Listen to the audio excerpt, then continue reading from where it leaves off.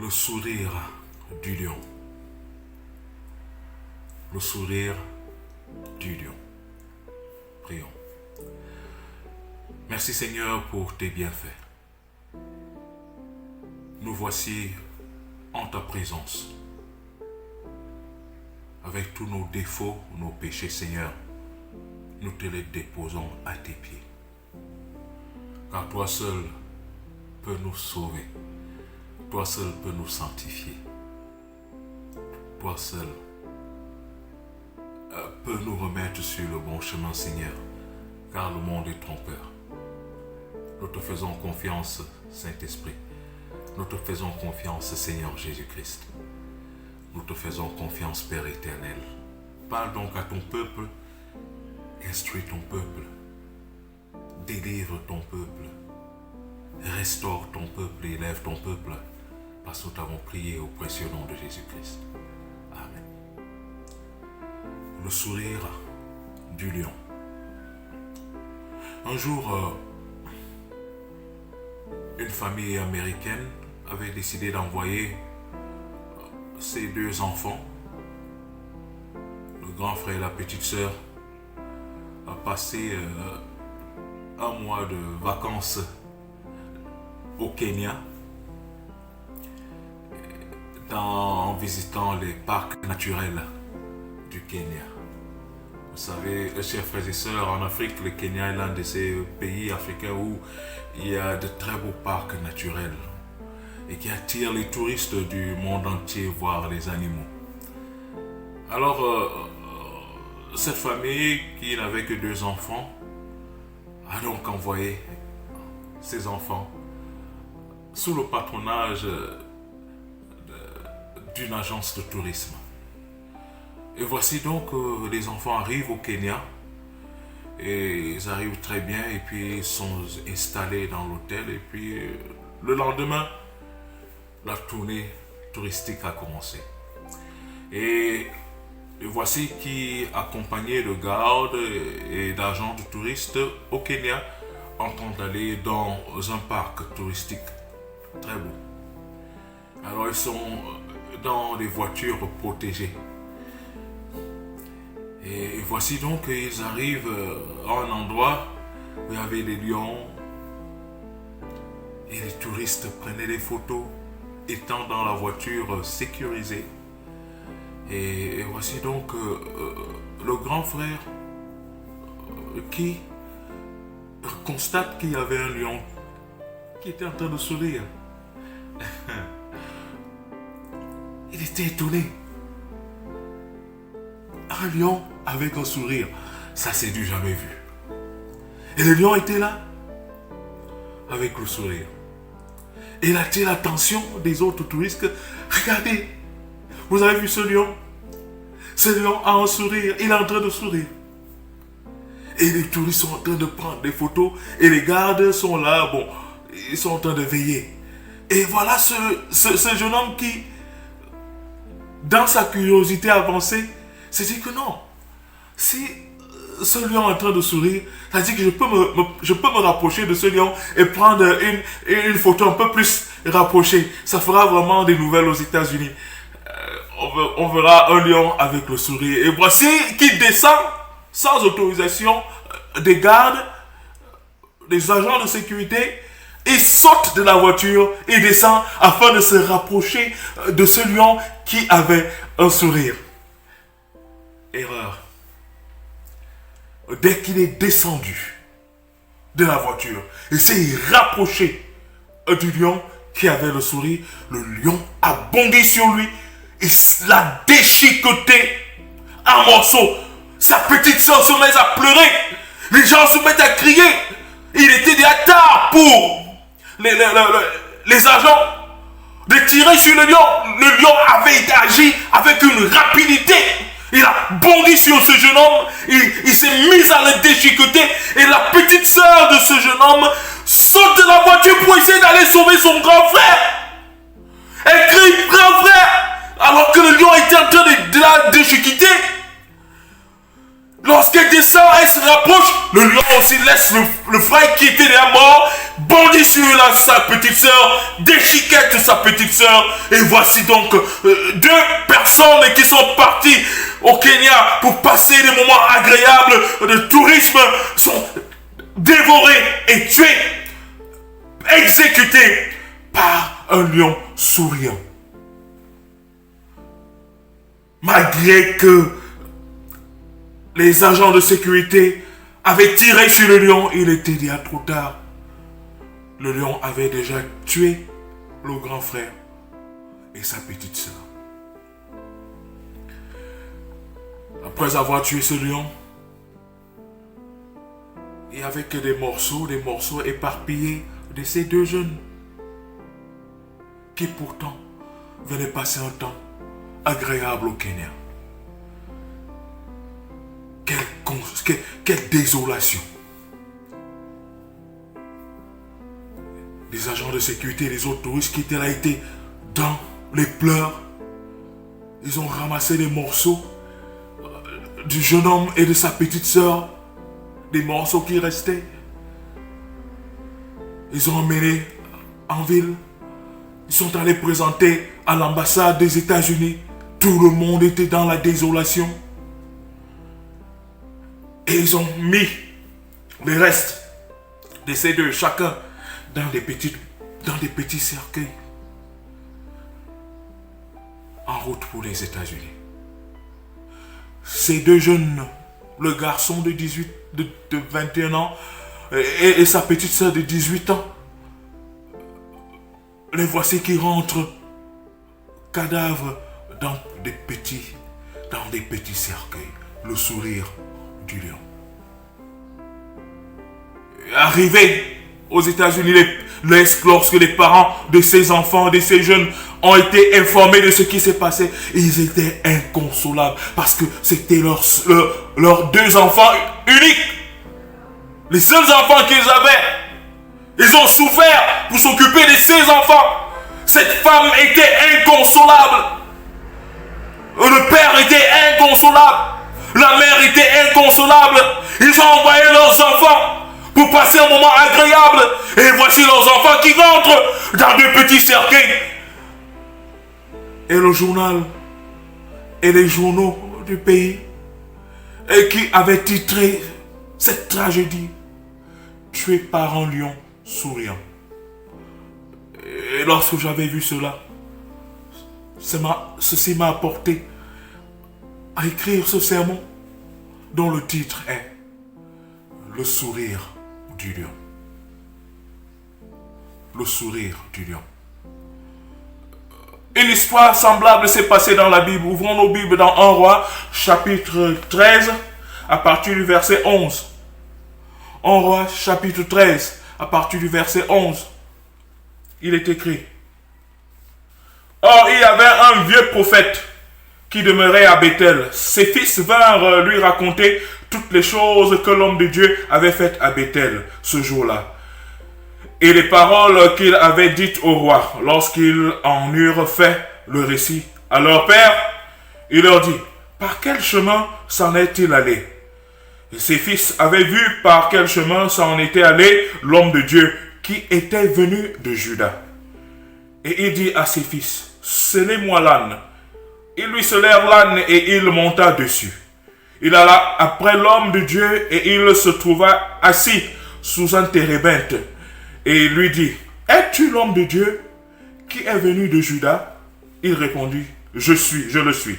Alors il lui dit: Viens avec moi à la maison et tu prendras quelque nourriture. Mais il lui répondit: Je ne puis ni retourner avec toi, ni entrer chez toi. Je ne mangerai point de pain. Je ne boirai point d'eau avec toi en ce lieu-ci. Car il m'a été dit par la parole de l'Éternel: Tu n'y mangeras point de pain, et tu n'y boiras point d'eau, et tu ne prendras pas à ton retour le chemin par lequel tu seras allé. Et il lui dit: Moi aussi, c'est-à-dire le vieux prophète dit au jeune prophète, moi aussi, je suis prophète comme toi. Et un ange m'a parlé de la part de l'Éternel et m'a dit: Ramène-le avec toi dans ta maison, et qu'il mange du pain et boive de l'eau. Et il lui mentait. La Bible dit que le vieux prophète mentait à ce jeune prophète. Verset 19. L'homme de Dieu retourna avec lui. Malheureusement. L'homme de Dieu retourna avec lui. Et il mangea du pain et but de l'eau dans sa maison. Comme ils étaient assis à table, la parole de l'Éternel fut adressée au prophète qui l'avait ramené. Et il cria à l'homme de Dieu qui est venu de Juda. Ainsi parle l'Éternel. Parce que tu as été rebelle à l'ordre de l'Éternel et que tu n'as pas observé le commandement de l'Éternel ton Dieu.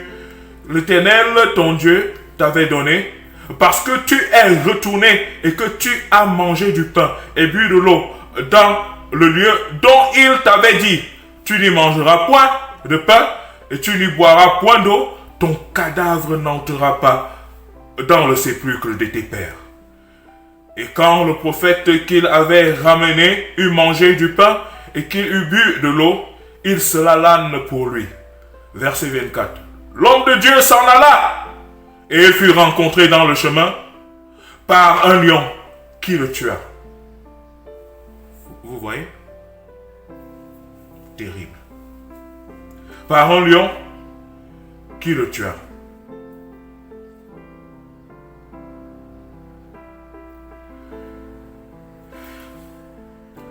Parce que tu es retourné, ça c'est verset 22, allons-y plutôt verset 24. L'homme de Dieu s'en alla et il fut rencontré dans le chemin par un lion qui le tua. Son cadavre était étendu dans le chemin.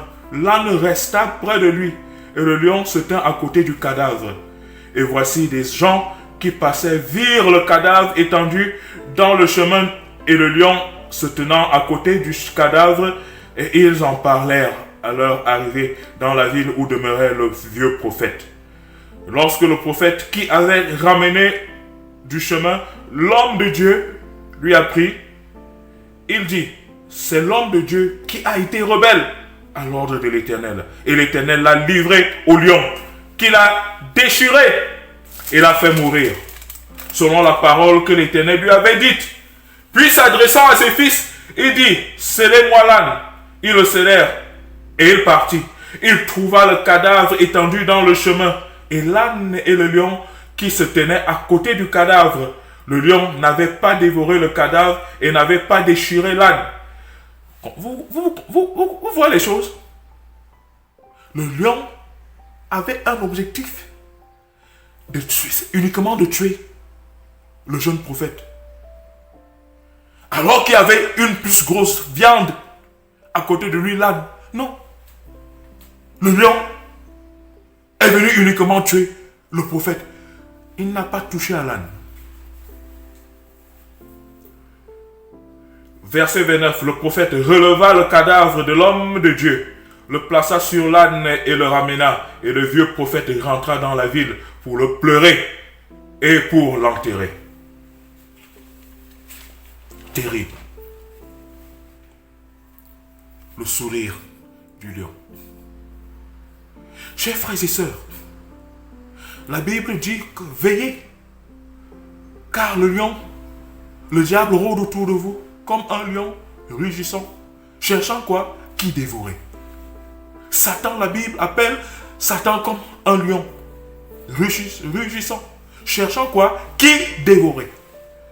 Dieu envoie cet homme, ce jeune prophète, pour aller opérer un miracle en Israël. Et l'homme, ce jeune prophète, ce jeune homme de Dieu, accomplit la volonté de Dieu. Il opère le miracle. Et Dieu lui dit, très bien, maintenant, ne rentre plus par le chemin par lequel tu es venu. Et n'entre dans la maison de personne, ne mange, ne bois rien chez quelqu'un d'autre, jusqu'à ce que tu vas arriver chez toi.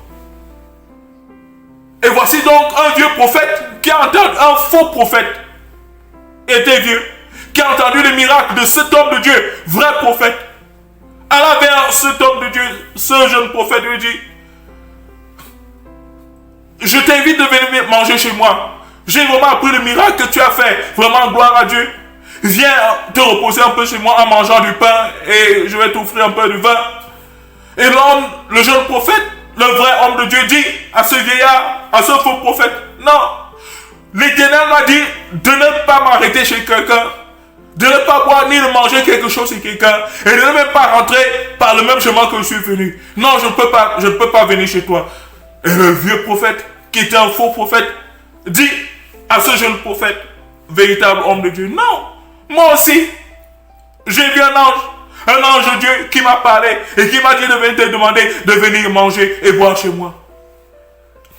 Et cet homme de Dieu, ce jeune prophète, a écouté la voix de ce vieux prophète, ce faux prophète, qui lui disait que moi aussi, l'ange de Dieu m'a apparu.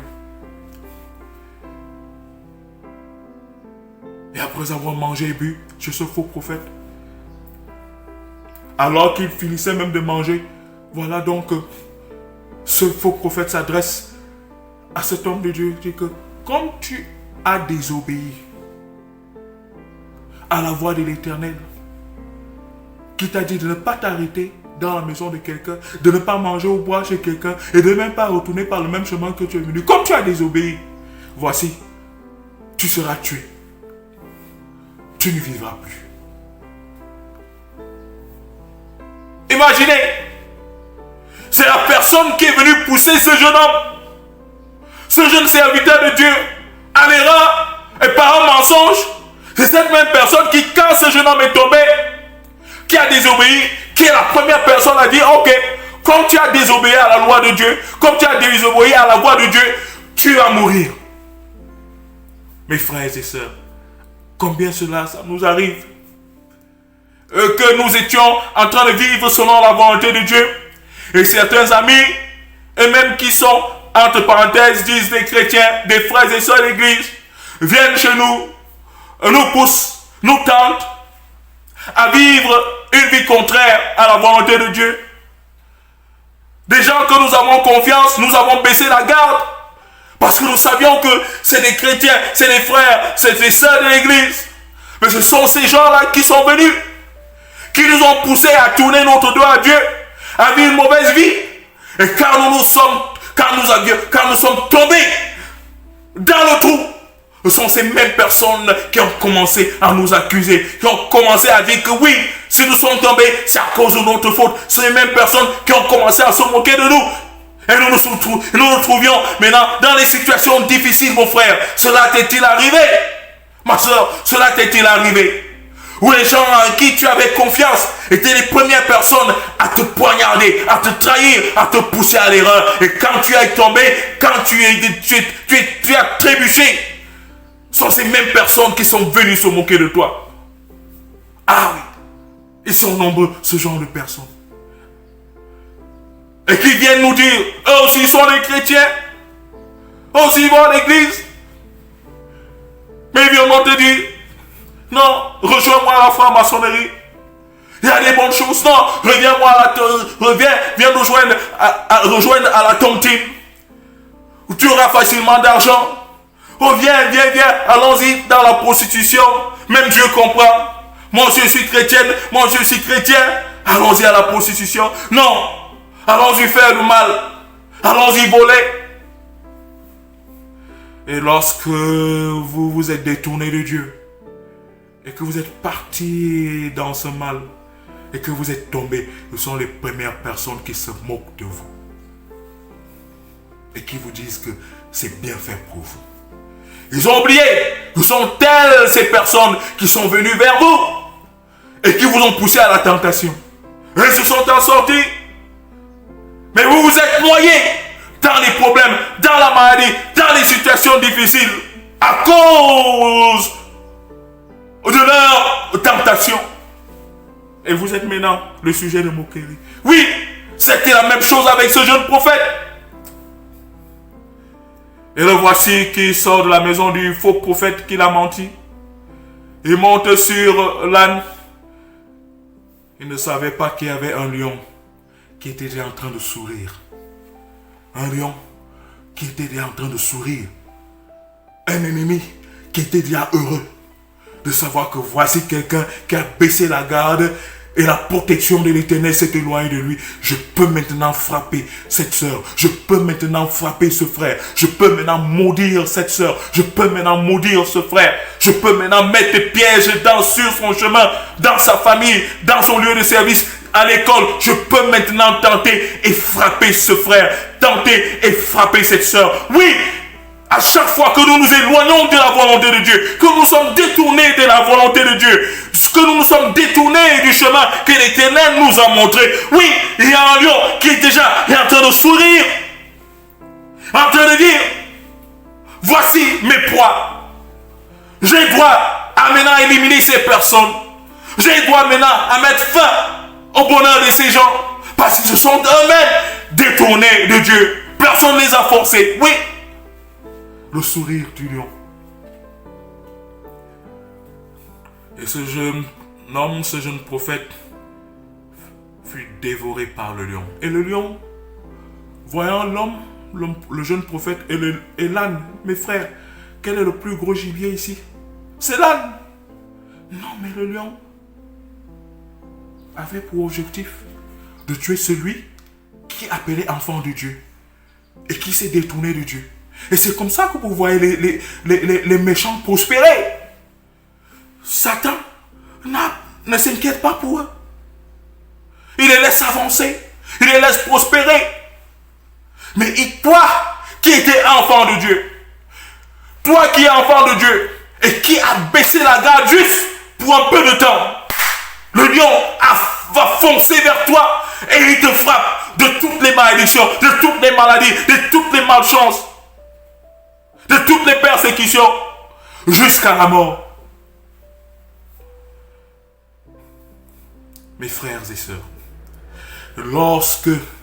lorsque vous cessez de vivre une vie qui honore Dieu, le lion, Satan, est en train de sourire. Il est en train d'avancer. Chaque fois que vous vous éloignez de Dieu, il y a un lion qui est en train de sourire. Il y a un démon qui est en train de rire. Il y a un sorcier qui est très heureux. Il y a un méchant qui se met déjà à danser. Parce que la protection de l'Éternel, vous êtes sortis du cadre de la protection de l'Éternel. Vous êtes déjà des proies faciles. Et voilà pourquoi, vous qui êtes chrétiens, nous qui sommes chrétiens et qui avons baissé la garde, nous sommes des sujets, des proies faciles à dévorer par l'ennemi. Oui, le lion, n'oubliez pas. Veillez et priez. Car Satan rôde autour de vous comme quoi un lion rugissant, cherchant quoi? Qui dévorer. Et vous voyez, à la fin, ce faux prophète était le premier à venir prendre le corps de ce serviteur de Dieu pour aller enterrer. Ces gens vont se moquer de vous jusqu'à votre mort. Et même pendant que vous êtes mort, ils sont les premiers à venir dans les lieux de deuil pour se moquer de vous, pour se moquer de ceux qu'ils ont pourtant introduits dans l'erreur. Oui, ils sont nombreux. Ces présumés frères et sœurs chrétiens, ces présumés aimables amis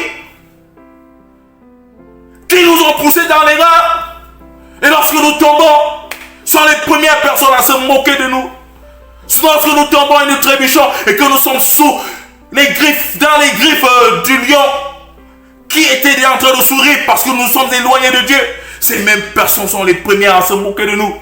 Et lorsqu'il vous arrive même de mourir, ces gens viendront dans vos lieux, dans vos deuils, avec des larmes de crocodile, mais pour se moquer de vous. Ils sont nombreux ces gens qui ont tué en fait les victimes et sont les premières à aller dans les deuils de ces victimes pour verser des larmes de crocodile. T'es-tu éloigné du chemin? T'es-tu laissé détourner par des faux amis? Et tu te trouves maintenant dans des situations difficiles, mon frère, ma soeur. Le lion rugissant est déjà, ce lion rugissant est déjà en train de sourire. Il avance vers toi avec le sourire parce qu'il sait que tu es déjà une proie facile. Ma soeur, relève-toi, réveille-toi, mon frère. Réveille-toi, car l'heure est grave. Si tu t'es détourné du chemin de la vérité, l'heure est grave. Si tu as tourné ton dos à Dieu, l'heure est grave.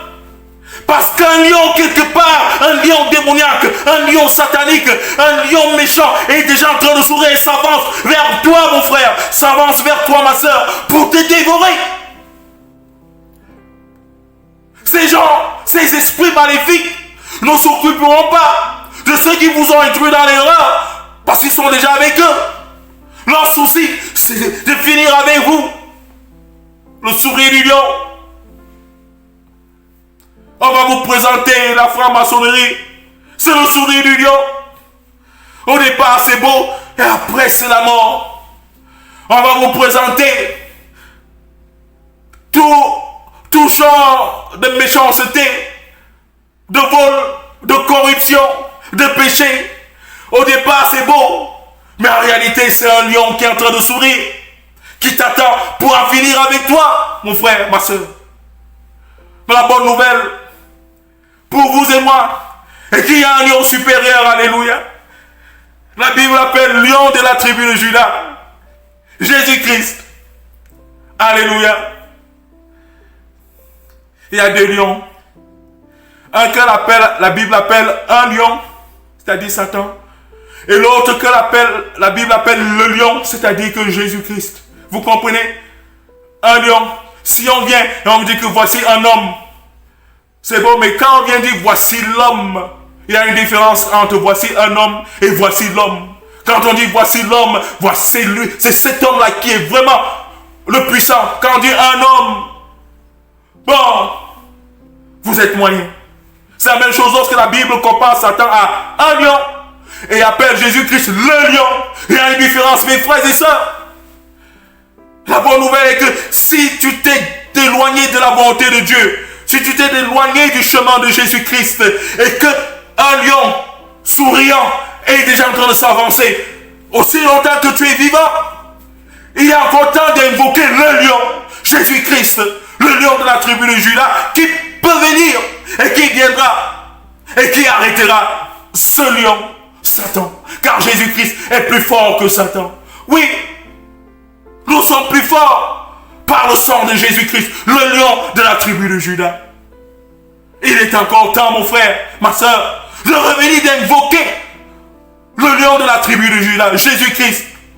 Je me suis dit, si ce jeune homme de Dieu, ce serviteur de Dieu, alors qu'il quittait la maison de ce faux prophète qu'il avait introduit en erreur, si ce serviteur de Dieu se mettait à genoux et priait, Seigneur, sauve, pardonne, je me suis éloigné. Je suis sûr que Jésus-Christ, l'éternel Dieu des armées, le lion de la tribu du Juda, allait venir et arrêter ce lion maléfique qui avait maintenant pour objectif de tuer ce serviteur de Dieu. Il n'est pas encore tard, mon frère. Il n'est pas encore tard, ma soeur, pour toi de te repentir et d'invoquer Jésus-Christ pour le salut de ta vie. T'es-tu détourné de Dieu? As-tu déjà été frappé par ces lions qui ont pour objectif de te nuire, de te tuer, de te maudire, de rendre ta vie un enfer sur terre? Aussi longtemps que tu respires, il y a encore temps pour toi, ma soeur, de te mettre à genoux et de crier vers l'Éternel. Seigneur, pardonne-moi. Il est encore temps pour toi, mon frère, de te mettre à genoux et de crier, Seigneur, pardonne-moi, je me suis égaré, je suis maintenant en danger. Satan, ce lion rugissant est en train de venir vers moi avec tous ces éléments pour finir avec moi. S'il te plaît, Père éternel, aie pitié de moi, sauve-moi, protège-moi. L'Éternel est bon, il est capable et il viendra te délivrer des griffes de ces lions. Souvenez-vous de l'exemple de Daniel dans la fosse aux lions. Ces lions qui avaient été affamés pendant plus d'une semaine, de 7 jours, devaient en principe dévorer Daniel alors qu'on le jetait dans la fosse. Mais vous savez pourquoi ces lions n'ont pas dévoré Daniel? Parce qu'à côté de Daniel, il y avait le lion supérieur, le lion indomptable, c'est-à-dire le lion divin, Jésus-Christ. Alléluia. Et ces lions avaient leur bouche fermée. Ils ne pouvaient pas agir à cause du lion supérieur, Jésus-Christ, le lion de la tribu de Juda.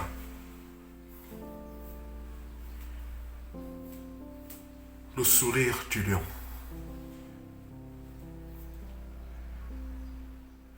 Que l'Éternel nous aide, mes frères et mes sœurs,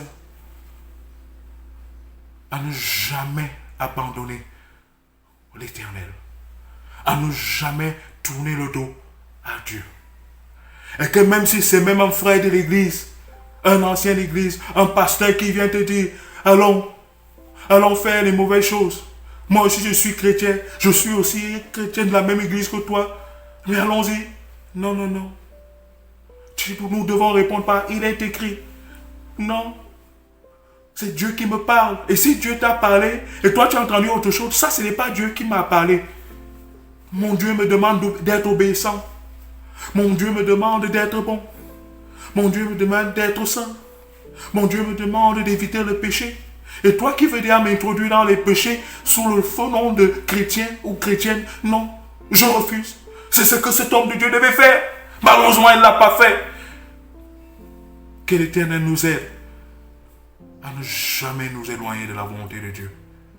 Et ce lion, avec le sourire, cessera de sourire, sera dans la crainte à cause du lion de la tribu de Juda qui est avec nous et qui nous protège.